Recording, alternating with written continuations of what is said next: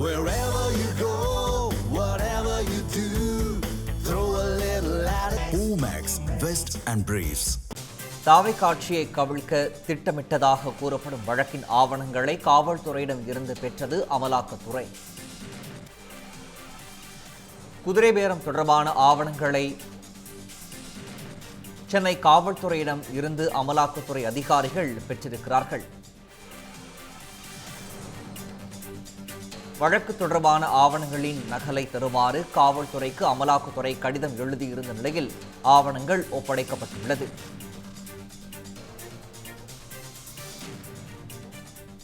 குதிரை பேரம் நடத்தியதாக கூறப்படும் சம்பவத்தில் கணக்கில் வராத ரூபாய் 60 லட்சம் பறிமுதல் செய்யப்பட்ட நிலையில் அமலாக்கத்துறை நடவடிக்கை மேற்கொண்டுள்ளது. தாவை காட்சியை கவிழ்க்க திட்டமிட்டதாக கூறப்படும் வழக்கின் ஆவணங்களை காவல்துறையிடம் இருந்து பெற்றிருக்கிறது அமலாக்கத்துறை முக்கிய செய்தியாக பார்த்து வருகிறோம். இது தொடர்பான மேலதிக விவரங்களை எமது செய்தியாளர் வினோத் வழங்க கேட்கலாம். வினோத், கூடுதல் விவரங்கள்.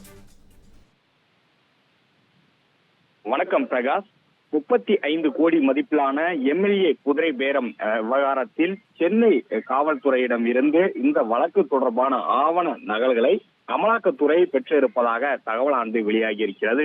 இந்த விவகாரம் பொறுத்தவரையில் ஆளும் தமிழக வெற்றி கழகம் கட்சியின் ஊத்தங்கரை தொகுதி எம்எல்ஏ இளையராஜா அளித்த புகாரை தொடர்ந்து வழக்கு என்பது பதிவு செய்யப்பட்டது. அந்த விவகாரத்தில் தொடர்ந்து இந்த விவகாரம் தொடர்பாக 11 நபர்கள் கைது செய்யப்பட்டிருக்கிறார்கள். குறிப்பாக IDPS நிறுவனத்தின் உரிமையாளர் என தன்னை அறிமுகப்படுத்திக் கொண்ட திருநாவுக்கரசு சட்டப்பேரவை சபாநாயகர் மீது நம்பிக்கையில்லா தீர்மானத்திற்கு ஆதரவு அளிக்குமாறு கேட்டதுடன் அதற்காக 35 கோடி ரூபாய் லஞ்சம் வழங்க முன்வந்ததாக கூறப்படுகிறது.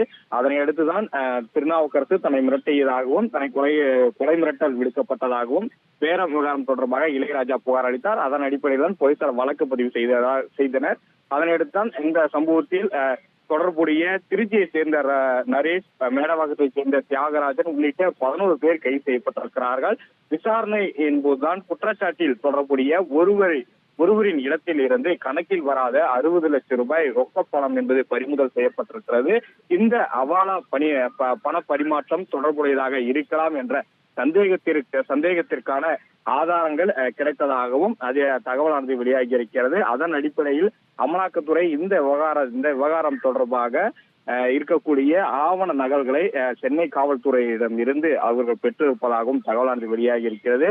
அது மட்டும் இல்லாமல் விசாரணையின் போது நரேஷ் முன்னாள் திமுக அமைச்சர் மற்றும் கோவை தெற்கு தொகுதி எம்எல்ஏவாக இருக்கக்கூடிய செந்தில் பாலாஜி சகோதரர் அசோக்குமார் என்பவரை சென்னையில் சந்தித்து இந்த விவகாரம் தொடர்பாக பேசியதும் விசாரணையில் அம்பலமானது. மேலும் நடத்தப்பட்ட விசாரணையில் தான் செந்தில் பாலாஜி மற்றும் அவரது சகோதரி அசோக்குமார் ஆகிய தூண்டுதலின் பேரிலே திருநாவுக்கரசு எம்எல்ஏ பேரம் விவகாரத்தில் ஈடுபட்டதும் தெரிய வந்தது. இந்த நிலையில்தான் ஆளுங்கட்சியை சீர்குலைக்கும் முயற்சியாக கருதப்பட்ட நிலையில் தமிழக வெற்றி கழகம் மற்றும் திமுக ஆகிய இரு கட்சிகளும் ஒருவருக்கொருவே குதிரை பேரம் குற்றச்சாட்டுகள் எல்லாம் முன்வைத்து வருகிறார்கள். இந்த நிலையில்தான் இந்த வழக்கு தொடர்பாக ஆவணங்களின் நகல்களை வழங்குமாறு அமலாக்கத்துறை அதிகாரிகள் சென்னை காவல்துறை ஆணையர் அமல்ராஜுக்கு கடிதம் என்பது எழுதியிருந்ததாக சொல்லப்படுகிறது. அதன் அடிப்படையில் இந்த பேரம் விவகாரம் தொடர்பான வழக்கு தொடர்பான ஆவண நகல்களை தற்போது அமலாக்கத்துறை அதிகாரிகளிடம் வழங்கப்பட்டதாக தகவலானது வெளியாகி இருக்கிறது.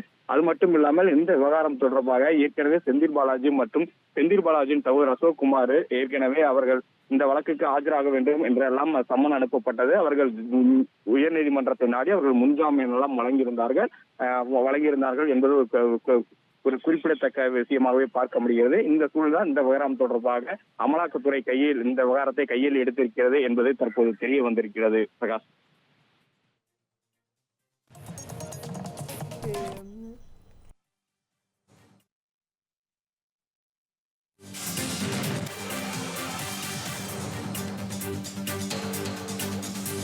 இந்த மாதிரி யூஸ்ஃபுல்லான இன்ஃபர்மேஷன்ஸை தெரிஞ்சுக்க தமிழ் ஜனம் சேனலை சப்ஸ்கிரைப் பண்ணுங்க.